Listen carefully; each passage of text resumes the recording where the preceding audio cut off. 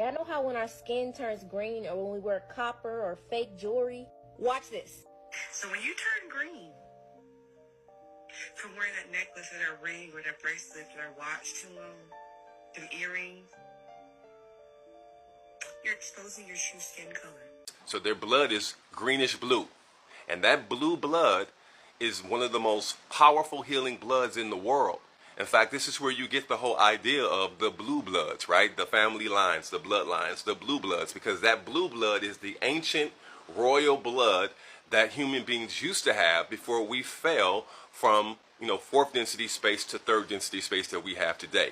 Remember, our digestive system has two components. The first component is a biochemical component in which we consume foods and then we extract the energy, the biphoton light system from those foods to sustain the human body. That's a small percentage of what we should be digesting. The other component of our digestive system should be coming from light source or a cold source.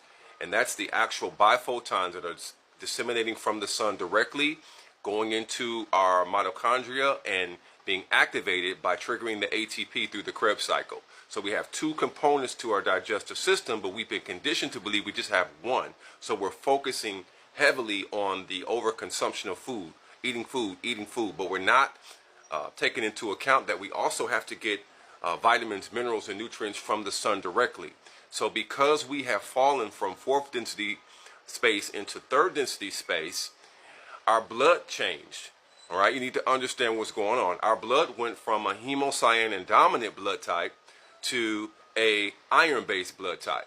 Okay, and so hemocyanin means that our blood was copper-based, which means that we're able to absorb that electrical charge and we're able to hold that charge in our bodies, in our systems for a longer period of time at a much higher voltage than we're able to withstand and hold today. You know that if you want to conduct electricity and send electricity through current, copper is one of the best mediums to conduct electricity. So our blood was a copper-based system, which was a hemocyanin dominant system, where our blood was not the reddish rustic color that we have today. Our blood was a bluish green color, which resonated at a much higher frequency than we have today. And this is why you see so much science and research being done now on the horseshoe crab, because horseshoe crabs are hemocyanin dominant, which means their blood is a copper-based system.